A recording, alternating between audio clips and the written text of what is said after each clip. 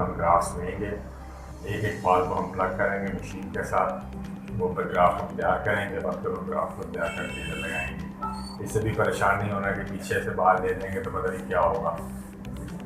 वहाँ पर दोबारा बाल 72 घंटों में दोबारा इलाका कवर हो जाता है। 72 घंटों का मतलब है 3 दिन। 2 दिन के बाद पट्टी खुल जाएगी और तीसरे दिन के बाद यहाँ पर भी वापस बाल आना शुरू हो जाएंगे। ठीक है, क्योंकि आपका जिस तरह का ये बाल है यही बाल आगे आ जाएगा। यानी हम यहाँ से लेकर यहाँ पर इसको ट्रांसप्लांट कर देंगे, आपका अपना ही बाल होगा, वापस आपके सर पे लग रहा है।